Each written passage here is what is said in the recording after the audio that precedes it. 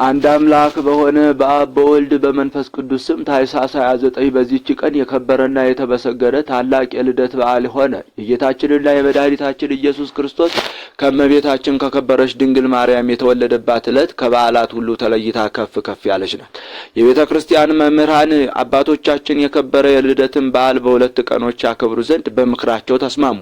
ከወደ ኋላ ባለ በ28 ሌሊቱ የልደት በዓል ነው። በ29 መዓልቱ ጳጉሜን 6 በሆነ ጊዜ በዚያች ዓመት የልደት በዓል በ28 በመዓልት ይከበራል። ጳጉሜን 5 ከሆነች ግን በ29 ይሆናል። ስለዚህ የበዓላት ሁሉ ራስ የሆነ የከበረ የልደት በዓል በሁለቱ ቀኖች እንዲከበር አዘዙ፣ ወሰኑ። የበዓላት ራስ ስለሆነ ስለከበረ የልደት በዓል የከበረ ወንጌል እንዲህ አለ። በንጉሡ በሄሮድስ ዘመን በይሁዳ ዕፃ በቤተልሔም ጌታ ኢየሱስ በተወለደ ጊዜ እነሆ የፍልስፍና ሰዎች ከምስራቅ መጥተው ወደ ኢየሩሳሌም ደረሱ። ኮከቡን በምስራቅ አይተን እንሰግድለት ዘንድ መጥተናልና የተወለደው የአይሁድ ንጉሥ ወዴት ነው እያሉ። እሊህ ፈላስፎች ከበለዓም ወገን ናቸው። እነርሱም በከዋክብት የሚፈላሰፉ ናቸው። በመጽሐፋቸው በበለዓም መጽሐፍም የአይሁድ ንጉሥ ሊወለድ እንዳለው ተጽፏል። እርሱም በለዓም ከያዕቆብ ኮከብ ይወጣል ከእስራኤልም ንጉሥ ብሎ ነበርና ይቅር ባይ እግዚአብሔርም በረቀቀ ጥበቡ አለበማቸው፣ በሚያምኑበትም ሳባቸው። እነርሱም ከዋክብትን በመጠባበቅ የሚፈላሰፉ ናቸውና ይህንንም ኮከብ ገለጠላቸው። ባዩትም ጊዜ ደስ አላቸው። መልኩ በብዙ አይነት ልውጥ ነውና ሕፃን የታቀፈች ድንግል ብላቴናን ይመስላል። እርሱም በቀን ይጓዛል፣ በሌሊትም ይሰወራል። ከሰውም ጋር ሲገናኙ ይሰወርና ሲቆሙ በሌሊት አንጻር ይገለጥላቸዋል፣ በሌላ አንጻር ይገለጥላቸዋል። እነርሱም ወደ ኢየሩሳሌም ሲደርሱ ያ ኮከብ ተሰወራቸው፣ እጅግ አዘኑ፣ የሚያደርጉትንም አላወቁም። ከዚህም በኋላ ወደ ኢየሩሳሌም ከተማ ገብተው ስለተወለደው ንጉሥ ጠየቁ። የእሊህም ሰዎች ቁጥራቸው 30,000 ነው። ነገስታቱ 3 ናቸው። ለእያንዳንዱ ንጉሥ 10,000 ሰራዊት አለው። ንጉሡ ሄሮድስም በሰማ ጊዜ ደነገጠ።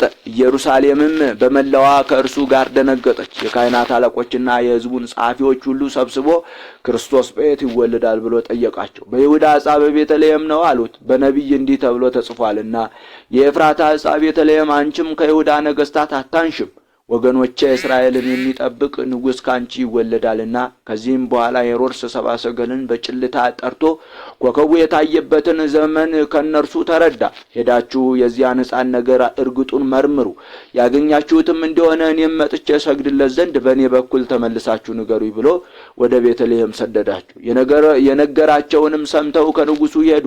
እነሆ በምስራቅ ያዩት ኮከብ ወደ ቤተልሔም እስኪያደርሳቸው ይመራቸው ነበር። ሕፃኑ ካለበትም ዋሻ ላይ ደርሶ ቆመ።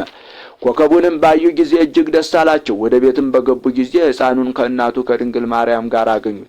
ወድቀውም ሰገዱለት። ሳጥናቸውንም ከፍተው ወርቅ፣ ከርቤ፣ ዕጣን፣ እጅ መንሻ አቀረቡለት። በእግዚአብሔርም ፈቃድ ዮሴፍ፣ እመቤታችን ቅድስት ድንግል ማርያም፣ ሕፃኑ ጌታ ኢየሱስም በዚያች ዕለት ወደ ቤተልሔም መጡ። ስለዚህም ሰብአ ሰገል አገኟቸው። የክብር ባለቤት ጌታችን ኢየሱስ ክርስቶስ ያለ ናዝሬት በሌላ ቦታ አላደገምና ከተወለደም ዕድሜው 2 ዓመት ሆኖት ነበር። አምላክ ነውና ስለ መንግስቱ ወርቅን ገበሩለት። ክህነትም ገንዘቡ ነውና ዕጣንን ገበሩለት። ማያዊ ለሆነ ሞቱ ምልክትም ከርቤን ገበሩለት። ወደ ሄሮድስም እንዳይመለሱ በሕልም ነገራቸው። በሌላ መንገድ ወደ አገራቸው ተመልሰው ገቡ። አምላክ በሥጋ ስለመገለጡ አዋጅ ነጋሪዎችና ሰባኪዎች ሆኑ። ይህችም ዕለት ነቢዩ ኢሳይያስ ትንቢት ስለ እርሷ የተናገረላት ናት። እንዲህ ብሎ እነሆ ድንግል ጸንሳ ወንድ ልጅን ትወልዳለች፣ ስሙንም አማኑኤል ትለዋለች። ትርጓሜውም እግዚአብሔር ከእኛ ጋር ማለት ነው። ስለዚህችም የከበረች ድንግል ነቢይ ሕዝቅኤል እንዲህ ብሎ ትንቢት ተናገረ። እግዚአብሔርም አለኝ፣ ይህች በር ተዘግታ ትኖራለች፣ አትከፈትም፣ የሚገባባትም የለም። የእስራኤል ፈጣሪ እግዚአብሔር እንደተዘጋች ይገባባታልና ተዘግታ ትኑር አለ። ነቢዩ ዳንኤልም አለ፣ ሌሊት በራእይ አየሁ፣ እነሆ ታላቁ እንደ ሰው ልጅ በሰማይ ደመና መጣ፣ ዘመኑን ወደሚያስረጅ ደረሰ። ከፊቱም አቀረቡት።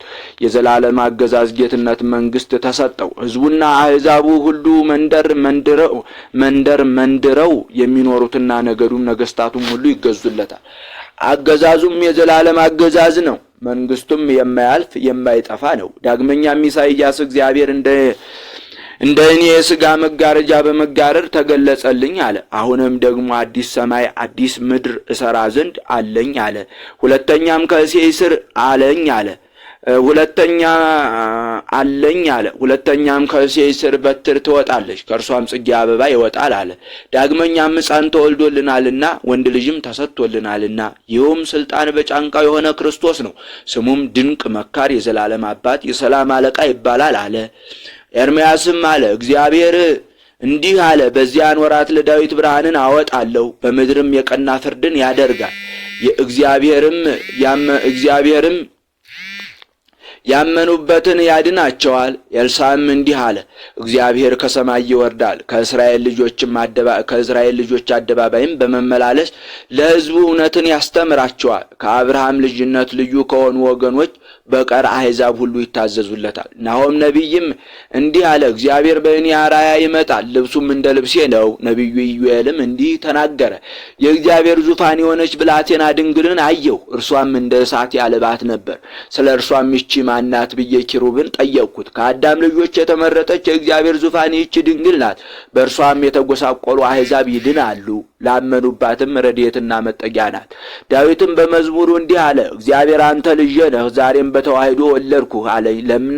ለምነኝ፣ አሕዛብን ርስት አድርጌ እሰጥሃለሁ፣ ግሳትህም በመላው ዓለም ነው። ዳግመኛም አብ አለ፣ ቀዳማዊ ወልድ በኃይል ቀን ካንተ ጋር ሳለሁ ከአጥቢያ ኮከብ በፊት ከወድ ወለድኩ። እንደ መልከ ጼዴቅ ሥርዓት አንተ የዓለሙ አገልጋይ ካህን ነህ ብሎ እግዚአብሔር ማለ፣ ከማለም አይጸጸትም።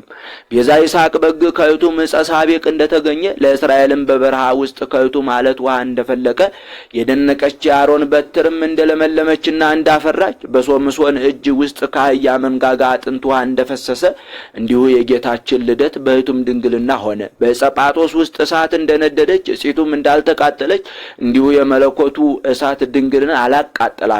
ለእርሱም ከቸር አባቱ ከማያዊ መንፈስ ቅዱስ ጋር ጌትነት፣ ክብር፣ ምስጋና፣ ሰጊድ ከእርሱ ጋር በትክክል ይገባል ለዘላለሙ አሜን።